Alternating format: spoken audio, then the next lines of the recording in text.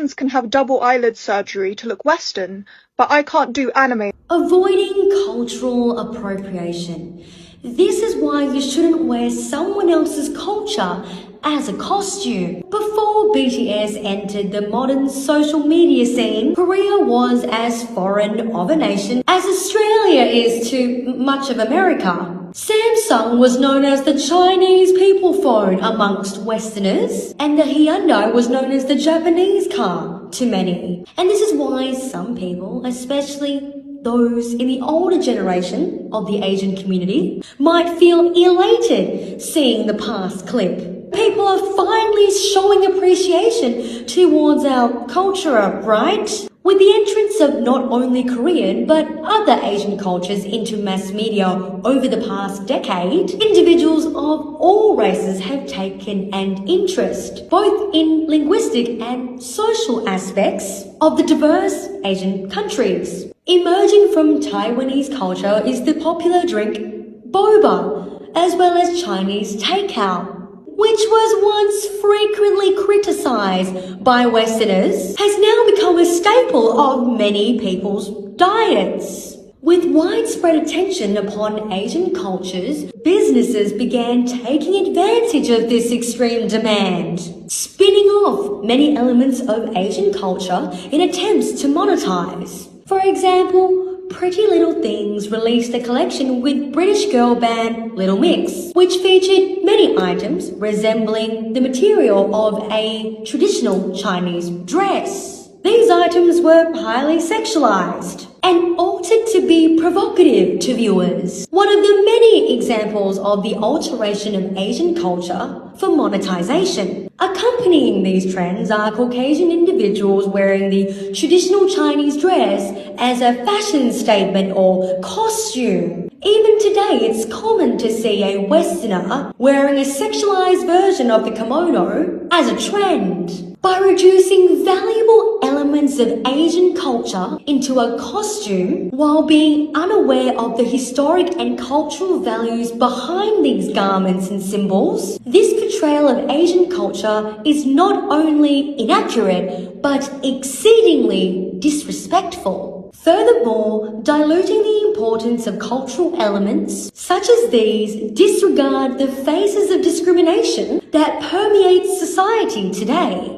Most Asian children, including myself, are able to recount traumatic memories of being bullied for having an ethnic name, bringing food from our home countries to school, and being called slurs frequently by both students and teachers. Racial trauma, unsurprisingly, causes some of the most severest cases of PTSD. It's taken Asian communities decades, if not longer, to once again become comfortable with their heritage. And many Asian people today still struggle with self-image due to racial trauma. By appropriating elements of Asian culture, the power of regaining identity is made a mockery of. These garments and traditions were a large part as to why many Asians were outcast as younger children. The simple decision of a white individual to begin accepting our culture as their own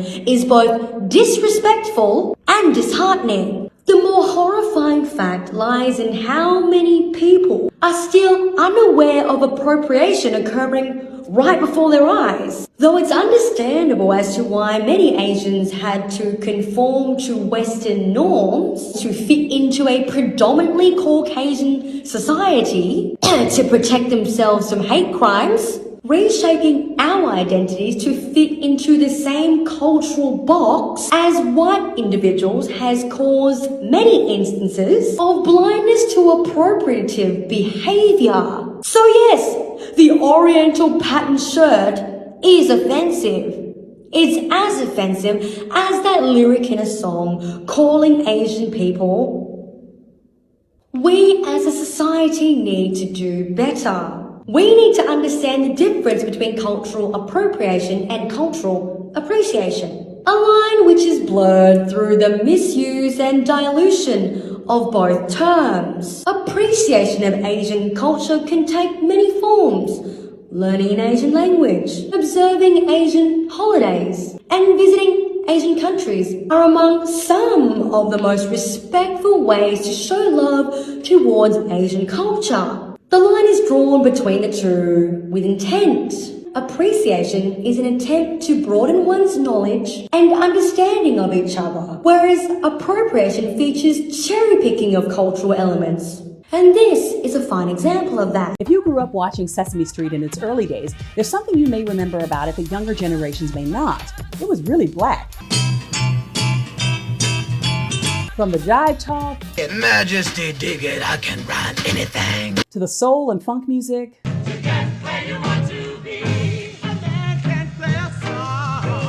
to the set and cast, Sesame Street seemed to have a very specific demographic in mind: black and brown inner city kids. Well, did you know that those kids were the whole reason that Sesame Street was created in the first place? Our target audience were inner city children, and the bullseye of the target audience were inner city black children. I'm Doris Starr Tucker, and this is The Breakdown.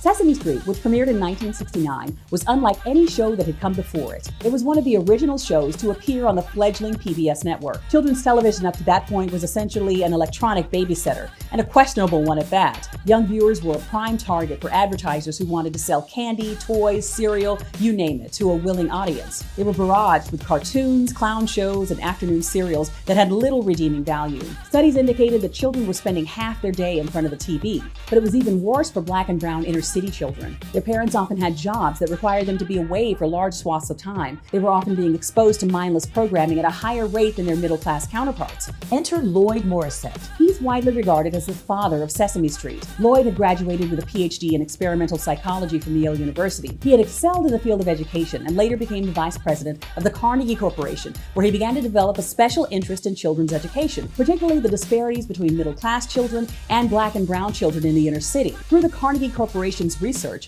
they found that inner city children started out months behind middle-class children in kindergarten, and the gap grew wider and wider as they advanced through later grades. Morissette wanted to figure out how to make a real difference where this troubling statistic was concerned, and he thought that television might be the answer. He knew the learning gap would need to be addressed early on, even before children reached school age, but he was running into a lot of resistance in the staunch academic environment in which he was entrenched. They looked down on TV, called it the boob tube, and dismissed it entirely. Most of his colleagues didn't even own televisions, so they didn't understand his vision for how children's educational television could make a difference for children who needed it the most. So he reached out to an associate of his named Joan Gance Cooney. She had been a young activist in the 1960s who watched the civil rights movement unfold and felt a very deep connection to the social justice issues that it had shone a light on. She worked for the local public television station in New York City, Channel 13, as a documentary producer. Lloyd Morissette asked Joan if she thought it was possible for children's television to teach young children. The kids just adored the medium, and so why not see if it could educate them? Clearly, children were responding to the catchy theme songs, TV jingles, and slogans that they were hearing on television every day. Why couldn't that same approach work to get them to learn those critical early educational concepts like phonics and arithmetic that would actually do them some good? So Lloyd Morissette and Joan Gance Cooney set out to put this theory into action. He hired Joan to do a feasibility study called The Potential Uses of Television in Preschool Education. This study was used to convince the Department of Education, the Carnegie Corporation, the Ford Foundation, and private donors to give $8 million to establish the Children's Television Workshop, now known as the Sesame Workshop. It was unlike anything that had existed before it. A group of writers, TV producers, educators, curriculum, and behavioral specialists who were all working in tandem to develop a show that was both educational and entertaining. Joan reached out to a writer and TV producer named John Stone, a Yale University graduate who had experience in children's television. He shared her passion for social activism and agreed to do the show because of its specific focus on educating black and brown children. In fact, John was the one who came up with the idea to create a set that mimicked an inner city New York neighborhood. He even named the show Sesame Street. John had worked with a puppeteer named Jim Henson during his time as a TV producer. He knew Jim's whole ethos fit with the subversive counterculture vibe of the late 60s, and he hoped that Jim could help give the show a hipness that no other children's television show had. They brought Joe Raposo on as the musical director, and their specific brand of television magic was born. Along with the Smothers Brothers, Laugh-In, and the Flip Wilson Show, Sesame Street captured the cultural zeitgeist in a way that was unheard of for a children's television show. College students were even watching it. Now, the integrated nature of the show didn't get past southern stations. The Jackson, Mississippi affiliate station even removed Sesame Street from its airwaves for a time because of complaints from parents. Sesame Street, it is integrated racially, isn't it? Yes. Do you think that had anything to do with the tabling, if that's what we can call it accurately, of Sesame Street? The fact that it heavily integrated, that there is a black father figure in the program? Now, that's an extremely difficult question for me. Jon Stone and the show's other creators never really made a huge issue of the fact that the show celebrated black and brown life so overtly. What has been the impact of the special things that you've done, the integrated cast, as you've seen it? That really speaks for itself on the air. We've never beaten that horse to death by talking about it. We simply show it. But I'm sure it didn't escape some of the show's more observant viewers that one of its signature songs is an ode to learning to love the skin that you were born in. It's not easy being green. Having to live each day the color of the leaves. It's hard to imagine in this day and age that Sesame Street could be considered controversial. Thankfully, there was a small group of thinkers and dreamers who were willing to put their values on the line and make a real investment in the cultivation of a more just society for everyone. There's no question that we're integrated, and we reflect to some degree inner city, I would say black inner city life, and we're very proud of that. I mean, if that's our worst sin, I'm happy to be a sinner.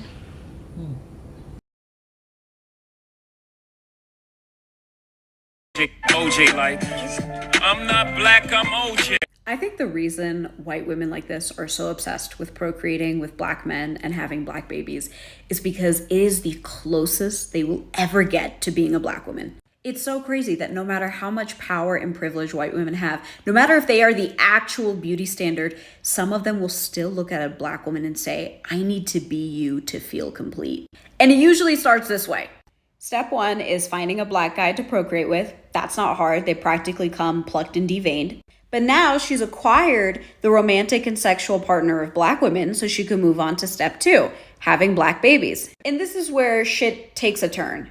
Because have you ever noticed that white women like this tend to have a very particular relationship with their daughters?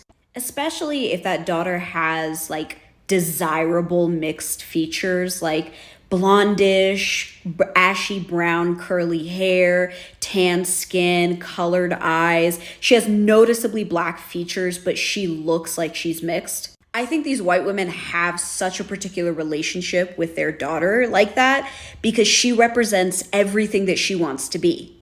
She resembles her mother. She looks noticeably mixed, but she is a black woman. She's a black white woman. And that's exactly what the white woman wants to be. So now she feels like she's living vicariously through her daughter. And because her daughter is a little part of her, she feels like, by the transitive property of mathematics, then she must be a little black too. But it doesn't stop there. Step 3 is integration into black culture, which is sometimes already done by procreating with a black man, but it goes a step further when you have children. Because in the black community, we don't typically exclude partners, especially if there's children involved. Like, even if they weren't married, even if his mother didn't approve of them having children together, it's so rare to see a black family reject children from a relationship. So she's going to be welcomed into that family, at least to be able to see the babies.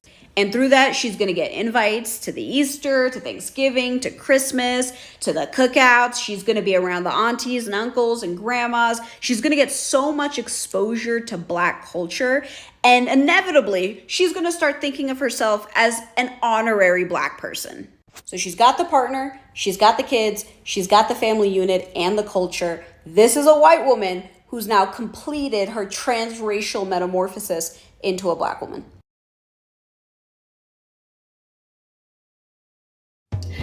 This is literally my favorite thing because this is actually something we say in my household. This is the joke that's not the joke because it is true. It's fucking true.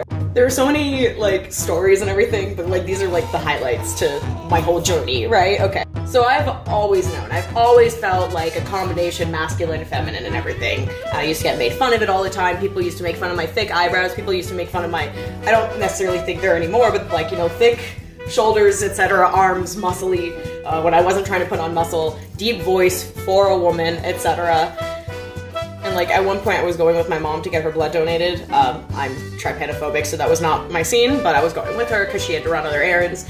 And I held the door open for a woman and she was like, "Oh, what a nice young man you have." And I was like literal first experience of euphoria, right? So then we get to 6th grade and we're doing the science class cheek swab lab where you send off your DNA and it tells you your like dominant and recessive genes. But this includes your genetic code for your sex. And my teacher, he's handing back everybody's papers, being like, here you go, here you go. And he gets to me and he's like, we're gonna call them and like have them redo this, because this isn't right. And I was like, okay. And like these are like legit reasons that I gave him to hand me over the paper, and they worked because I was an actual studious student. I really loved school. And I was like, well, I need something to do for my part of the project. Like I need somebody's genes to work on. It's gonna get them forever to send back one individual student. I'm pretty sure they're not gonna let you do one student when they make you do like at least 30 at a time. Like just give me the paper. And he's like, okay, well, just so you know, it says that your sex chromosomes are XY. It says that you were born a man. And I was like, interesting. So cue another decade, I'm having like lots of trouble with doctors and everything because whatever they give me just like doesn't work, or it causes my body just violent reactions. And they won't do anything for me. They won't do any kind of panel. They're just like, well, we don't know. So I was getting really sick of it, but I needed a doctor for the years covering up until I don't have insurance. So I wanted to have somebody who would be real with me and would listen to me and actually get me results, you know, that wasn't gonna, you know, me or whatever. So I meet my current doctor on the first day. She listens to all the reactions and everything that I told her, especially with birth control. And she's like, let's get you a hormone panel. She orders the same like cheek swab stuff and a hormone panel and all these other tests and whatever, and confirms that I am intersex. So bigots will be like, you can only use what's on your birth certificate or what's in your pants. And then I go, but I'm assigned female, but I'm genetically a guy. What do you want me to do? And they're like, oh, you're a T-slur. You did this to yourself. And then I'm like, no, God made me this way. Hi, do you have your tickets there? And can I just check your IDs? What? Yep, it's an 18, so I just need to make sure you're both 18, which I'm sure you are, and then you can just go in. I'm not getting you ID, I don't need to. You saying I look under 18? Well, you don't. That's kind of why I'm wondering. Are you actual fucking serious? Yep, I'm 18, but you're no fucking stopping me going in, man. I'm fucking going in. Look, man, I wasn't going to say anything because there's a lot of people here and I didn't want to cause a scene, but I know who she is. I know she's not 18 because I know her real age, so I'm not going to let you into this film with a minor. Are you fucking serious? I'm not showing you fucking ID, I'm just going in. I'm going in. I'm going in. Now. I'm going in. Okay, so what will happen is you'll go and take your seats. You'll think you've won for about 15 minutes because I can't leave this podium yet. I will check in everyone else who's bought a ticket, which is about 250 people, and then only once the room is full will I be able to go and get my manager, who will then come into the screen and escort you out in front of all those people. If you think that sounds like the easier and less embarrassing option than getting a refund right now, you can do that. Aye, fucking alright. Yep, okay. Hey man, we need someone pulled out of screen 9. Yeah, the girl's underage. She's in my sister's class, so I know how old she is, and her overage boyfriend refused to show ID for either of them, got a wee bit abusive, and then stormed in and sat down, so... Screen 9's full now, yeah. Yeah. From here on is a recreation based on the accounts of my co-workers and members of the public who witnessed this. Hey man, she told me everything, so you guys need to leave. Are you actual fucking joking? Are you actual fucking serious? Yep. It's almost like she told you this would happen, even though the room is full. You actual fucking joking? He stormed out of the screen, followed by his child bride. You're gonna refund my fucking petrol money, my ice blasts, my popcorn? I'm never fucking coming out. I'm gonna murder her. I swear to God, I'm gonna fucking track down her and her fucking sister, and I'm gonna kill them! Yep, I would have actually offered to refund your food and tickets if you hadn't just tried to punch me and threaten the lives of my employees. And I'm not refunding your petrol money. Maybe next time come and see an age-appropriate film for your underage girlfriend. Now I know you're thinking, what film is so legendary, so groundbreaking that someone would go to these lengths for it? Piranha 3D. Threatened a life and got a lifetime ban over Piranha 3D.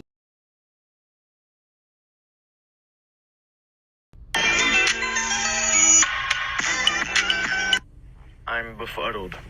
I'm perplexed. I am dumbfounded.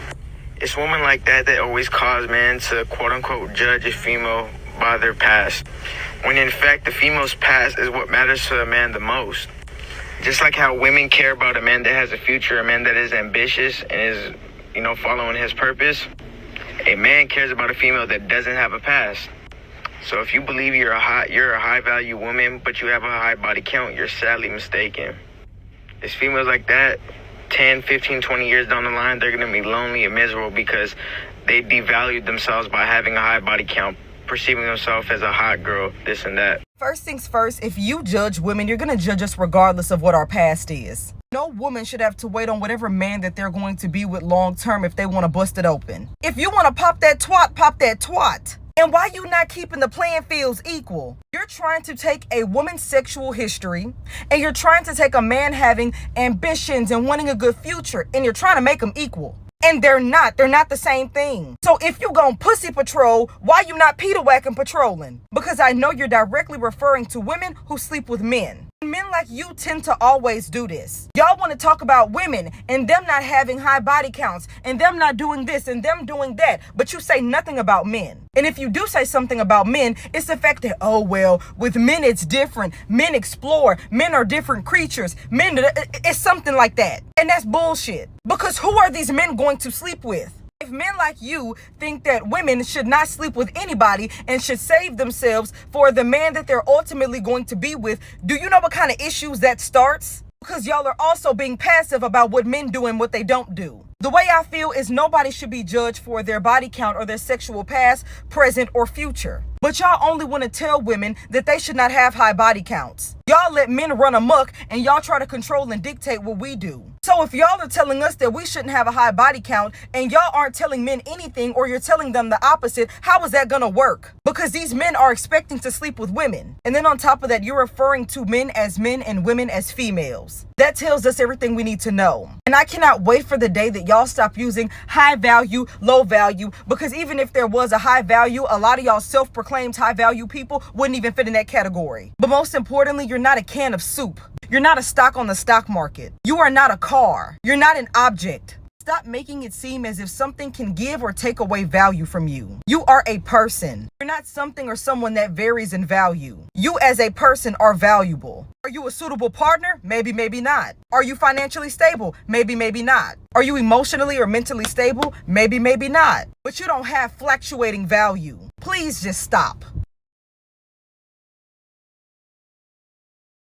Stop scrolling if you care about Indigenous rights. This is Nick DiNardo, a Nekiao or Cree Two-Spirit person from the Piapot First Nation and a survivor of the intergenerational trauma inflicted by the residential school and foster care systems. Nick currently has multiple human rights complaints open against Correction Services Canada for their inhumane treatment both before and after coming out as trans femme. However, when they did come out and start advocating for their rights, their treatment significantly worsened. You can see my previous videos for more information on instances of discrimination, like having their arm broken by a correctional officer and being refused medical treatment for over a week, being beaten and called T and F slurs by male correctional officers, sometimes while naked or half naked, repeatedly being pepper sprayed in life-threatening SH wounds instead of receiving medical treatment, referring to Nick's gender identity as a mental illness in official government documents, being outed intentionally by staff in situations where it compromises their safety, and being kept in solitary confinement for up to 200 days at one point. For reference, the UN affirms that more than 15 constitutes torture. In late March, after serving 5 years, Nick was released to a halfway house run by the Salvation Army, which is an organization with a reputation for homophobia and transphobia. However, this halfway house was in my area, and it was very important to Nick to be near me and my wife, Whitney, as we are their primary community supports. At the halfway house, their experiences of discrimination persisted. They were only allowed out of the halfway house for an hour at a time and a curfew of 6 p.m. I get off work at 5. This is a picture of the first time I'd seen Nick in years, and I barely had time to take this picture, send it to my mom, and braid their hair before they had to run back to the halfway house. Nick was forced to provide a urine sample in front of a male staff member, despite the fact that this is against CSC protocol. Accused of missing their 1-hour visuals after program, staff dropped them off at a mental health appointment and told them to go. Penalized for refusing to do certain yoga poses due to their injured arm, and the fact that they were in a room full of men. Nick is also Jewish and tries to keep kosher, and for the first 4 days of their stay, they were not provided with any food that met their kosher dietary requirements. During a meeting that we had with Nick's parole officer, Iqbal Sanga, he repeatedly misgendered Nick every single time they were mentioned. After a stressful few weeks of advocating against this treatment, Nick got into an argument with another resident about cigarettes, during which the resident threatened to physically harm them in front of staff. When Nick tried to de-escalate the situation by saying, "Look, I don't want to go back to X jail, I almost got stabbed there," it was reported to police that Nick had threatened to stab the individual. Despite the fact that the alleged victim is not laying charges, Nick could still be sentenced to up to an additional year in prison for this parole violation. I am terrified that Nick may not survive another year in prison. We have an elder working on getting Nick a Glad You report. Pause to read. They were arrested on Passover and are currently being held at Kent Institution in BC. However, the prison has applied to have Nick involuntarily transferred to a prison in Ontario where they were once denied legal representation for up to 2 weeks. Check the comments for a part 2 where I tell you what you can do to help Nick DiNardo get justice. I don't know what mixed baby needs to hear this, but it's okay if you drop your white mom. It is. There are so many white mothers who sit here and they have mixed babies and then they literally destroy us. My mom, ever since I was little, has been calling black women disgusting and loud and dirty and arrogant and ghetto. And for some reason, she fails to realize that I am the same woman that she is talking about. She fails to realize that there's no difference between us. The only difference is the slightly lighter complexion. That's it.